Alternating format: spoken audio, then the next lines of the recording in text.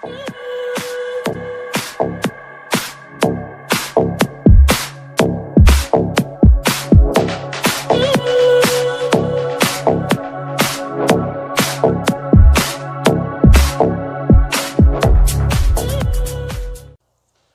welcome back to chapter 26.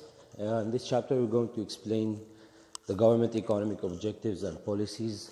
We'll talk about the government economic objectives, and we will talk about the policies that the government usually have to protect the economy and control it. This chapter mainly talks about the government and their intervention in the economy through the policies. It's the most important chapter in this section. We still have 2 chapters to finish this section. So let's start. So the first thing, we'll explain the government economic objectives. We have many government economic objectives, but here we have 4 of them, the most important economic objectives. The first one will be healthy balance of payments. So what do we mean by balance of payments? It's just the difference between the exports of the country and the imports of the country. Exports is what we sell to other countries. Imports is what we buy from other countries. Why it should be positive? Because of this simple thing. When the government exports more than it imports, that means it's receiving a lot of foreign currencies from different countries. And when the government wants to import goods, it will use these foreign currencies to buy imports. So think about it. If the imports are more than the exports, or if we are buying more than we selling, then there will be no more foreign currencies, right? And the foreign currencies will be flowing out, then coming into the country. So here we might have a deficit. And because of this shortage, we have to exchange our currency to other currencies, and this might cost us as a government. Okay, so this is the point of healthy balance of payments. Instead of borrowing foreign currency from other countries at an expensive rate, it's preferable, of course, to have exports more than imports so that the foreign currency reserve of the country is high. Low inflation is also a government objective. Inflation means the increase in the average price of goods and services over time. This is what we call inflation. Government wants the inflation to be low, wants the increase in the prices of goods and services to be low over time. Simply, if we talk about low inflation, I'm talking about better standards of living. People can afford buying and paying for luxury items, and businesses will be able to expand. If you want to understand it, think about it. If there is high inflation, that means increase in prices of goods and services. So people might not afford buying goods and services. So if people buy less, then businesses will sell less. If businesses will sell less, that means they need to cut their cost, and one of the options is firing employees. So the unemployment rate will increase, right? So standards of living will fall. So if you notice, there is a sequence. In economics, this is what always happens. So that's why the government wants inflation to be low, to make people better, or standards of living better, to make people afford buying luxury items if they want to. Businesses will be able to expand because the demand on their goods will increase, and so on. Of course, the opposite. So just understand the problem, and you will understand why it's important for the inflation to be low. Low unemployment, the same thing. Unemployment is the percentage of population that are capable to work, but they are unable to find their job. And this is the, let's say, international definition of unemployment. Also, the government want to create jobs for people because, think about it, if the unemployment rates are high, people are not working, businesses are not selling, standards of living of people will be falling, and of course here the problem is high. So the governments want people to work because they increase the output of the country, they lead to economic growth, their standards of living will be better because there is high income, they will spend money, the government is not going to pay them unemployment benefits, and it will use the money to build hospitals, schools, roads, and many other things. And of course, high level of employment will give more taxes to the government, which is the income tax that people pay on their income. So till now we have three main objectives. The fourth one, which is the most important, is economic growth. Economic growth is when the country economy is growing. I say the GDP of the country is growing. So what is meant by GDP? GDP measures the value of goods and services produced in a country in 1 year. So GDP is the value of goods and services in a country in 1 year. So if the GDP of the country increases, that means more goods and services are produced. Of course, more businesses are producing these goods and services. If GDP increases, that means standards of living will be better, because it means people are working, they have income, right? If GDP falls, everything I said will be the opposite. So here, people will have low standards of living because they don't have an income, so they will spend less. Businesses are affected because their sales will reduce, their profit will reduce. Unemployment will rise because people will have no jobs, and so on. In order to analyze the economy and economic growth, we draw a business cycle. The cycle or the diagram here is called the business cycle. Business cycle, it measures the change in GDP over years. So if you notice, we have growth, boom, recession, slump. Then growth, boom, recession, and slump. Remember, this happened over years. So the country might enjoy 10 years in growth and has problems in its economy, and there is boom and then recession. So this will take time to happen. Economy is slow, of course. So the first one, in growth, what happens? The economy is growing or recovering after a slump. Let's start with let's assume it's growing. In this stage, you will see that businesses are opening, existing businesses are growing, GDP, of course, is rising, people have jobs, we have low unemployment, standards of living are high. So at this stage, everything is fine, businesses are doing well, people are doing well, everything is okay. The boom or the peak at this stage, because of growth and uncontrollable economic growth, the business investments and the profits at this stage will be at higher level, yes, but the point that the prices will start to increase. At the boom, the good thing, the first part of the boom, is that businesses having profit, is that people are employed. You see that the unemployment rates in the country are reducing. You see high level of demand of goods and services. You see very low unemployment, as I said, but you start seeing price increase. And this is the problem that will cause the recession. Why? Because too much spending and high borrowing costs by businesses to expand at the boom may be risky. Why? Because people will spend a lot, prices will start to increase, business costs are already high. At a boom, people will start to somehow reduce their spending when the prices increase. So imagine, like, you're driving a car 120 kilometers per hour and you suddenly stop. So imagine what happens. So here, the first part of the boom, if it's uncontrollable by the government because of increase in prices, you will see that the boom will be a bad, let's say, face now, not a good thing for the government. So it will come the second stage, which is the recession. Of course, we have a shrinking in the economy. Here, the business confidence will start to fall. You will see that less investments, businesses thinking of investing will somehow postpone their investments. Of course, GDP will be reducing. People demand is less, as I said, so of course business sales will be low, business profits will be low, unemployment will increase, of course, because businesses will try to cut their cost and many workers will be redundant. So see the same impact all the time. Just follow this sequence. Slump is a severe recession.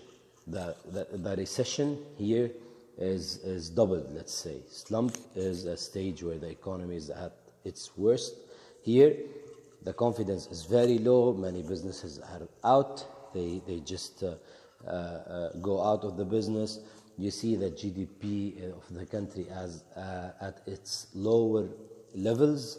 You see the unemployment rates are very high.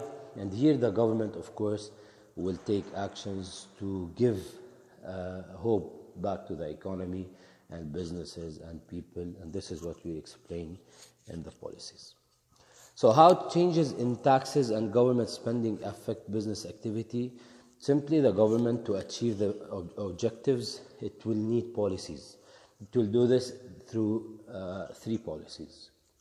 The first one is fiscal policy that talks about tax rates and government spending. So the government will use tax rates and its spending to affect the economy. The second one is monetary policy, which is the interest rates, and the supply side policies, we'll talk about them. It's related to education and long run plans. So you have to understand something, that the government main source of income will be taxes, of course.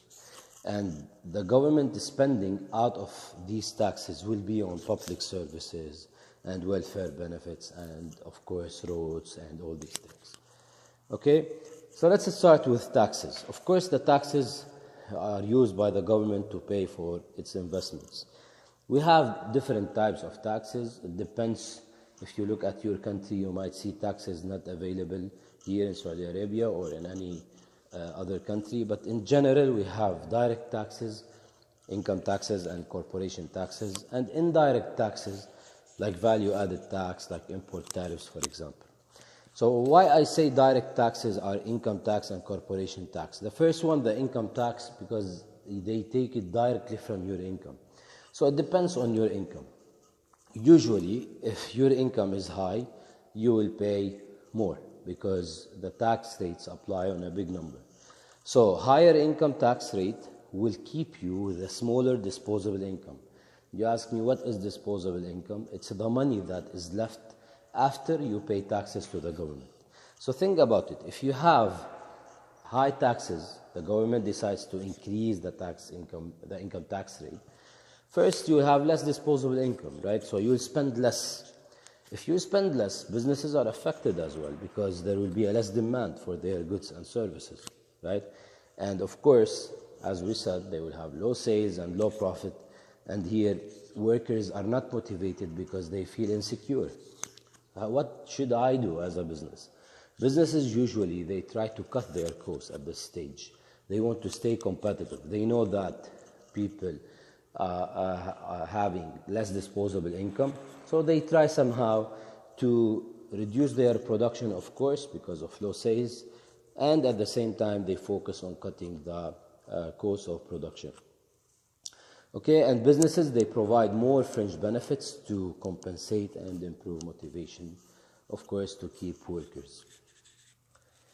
Corporation tax is the tax that the business pays on its profit. Also, if the tax is high, that means less profit is left for the business, and you know the profit is used for expansion and, of course, to finance business activities. The shareholders will receive less dividends. If we go back to chapter 23 and we use the rule that I used, you see that if the tax rate is high, less profit will be there to distribute it as dividends. The business will have a smaller profit, of course, so a small amount of money will be used to reinvest. Probably you will cancel or postpone some of your investments, and if new shareholders are willing to invest, somehow they are discouraged. What should I do? Some businesses, they just relocate because of high tax rates in country A. They just go to country B, and of course they try their best to cut their cost and boost their profit. Value-added tax, which is VAT, it's an indirect tax that is added to the price of goods and services that we buy. Of course, goods and services will look expensive. So the government usually will not put VAT on the necessities, okay, like bread, for example. So let's say in this country, Saudi Arabia, now they have 5% value added tax. They imposed this 2 years back. So the impact is, if the VAT increase, that means the goods and services will become more expensive. So also the demand will fall. Businesses are affected, of course. How they are affected? Because their sales will be low. And of course, if the sales are low, that means profits are low as well. So what should they do? They just reduce the production, of course, because the demand is decreased. And they try to be more competitive in the market, just to stay in the market and compete others. Import tariffs is one of the main sources of income to the government. Is the taxes that the government put on goods imported from other countries. So remember, import tariff is the tax that the government put on the goods coming from other countries. So why the government put taxes on imports? Because it wants to protect mainly the local businesses from foreign competition, right? So more tariffs will increase the cost of local businesses that rely on imported raw materials. This is important because if I rely on, let's say, importing raw materials from another country, my cost will increase if the government decides to increase the tariffs. So what will happen to consumers? Imported goods or the goods using imported materials will become more expensive to us as consumers if the government decides to increase the import tariffs. Effect on businesses, they will have, of course, lower sales. They will have higher costs of production if they rely on imports or importing raw materials from other countries. And local firms may benefit. Why? Because the demand on their goods will increase as the goods imported from other countries are expensive now. So businesses usually they decide to use raw materials within the country, but sometimes quality issues appear because if the raw materials in the country do not have the same quality as imported raw materials, many effects related to reputation and the quality will be there. Okay, we have many other taxes, the sales tax and excise duty. So just know them, sales tax is not common in all the countries. It's paid by consumers on the purchase of some items, like let's say a house. And excise duty is tax paid by the manufacturer and the production of specific goods. Okay, so the government spending will be on what? On education, on health, on defense. Usually the government will increase its spending or reduce its spending depending on the objective. Okay, so I'll tell you what happened. Let's say the government is watching, of course, the economy, and it noticed that the inflation is increasing because of high spending by people. So the government might decide to increase its taxes and reduce the spending just to reduce the money supply in the market. So this is one of the ways that the government will tell people to stop spending. So the government will increase its spending if it wants to make economic growth and create jobs and all these things. And the opposite is true if there is inflation or the country is in a boom stage in the economy and we want to control the economy. Of course, many things related to economy you are not requested to know here. So how businesses respond to change in government spending? So money raised through taxes is used to improve the infrastructure of the country. Usually, as I said, if the growth is slow, the government will increase its spending to create jobs. The second policy of the government, which is monetary policy, it talks about interest rates. So what are interest rates? It's the cost of borrowing from the bank. Now, if I want to go to take a loan from the bank, I pay back the loan with interest rate, which is the cost of borrowing. So if the government decides to increase interest rates, of course the cost of borrowing will increase on me as a consumer, especially those who buy luxury goods. Take this hint. Luxury goods or businesses selling luxury items will be affected mostly by the increase in interest rate. But businesses selling the grocery stores, for example, no, they will not be affected as much. Okay, so they will not be affected as much because they are not luxury items. They are not selling luxury items. So cost of borrowing will increase, so people will borrow less. there is more incentive to save. And of course, here there is an advantage if you will save your money, not borrow money. Businesses, as we said, the cost of borrowing will be high and it's expensive for them. So somehow they will not expand. They might delay or cancel their plans of expansion. Okay, so if the government decides to increase interest rate, this will lead to a reduction in business activity on the long run, and of course economic growth will reduce. But of course the government will somehow do this when the spending is very high, and the government wants to reduce the spending and money supply in the market just to avoid inflation. And sometimes the government, in this way, by increasing interest rate, it will attract the what we call in economy hot money, or the money that wants to come to our country. So many people now are encouraged to invest their money with banks in our country. So of course this will strengthen the currency of the country. Okay, these are the changes. So monetary policy means how central bank controls how much money there is in circulation. So of course interest rate is used to maintain growth and keep inflation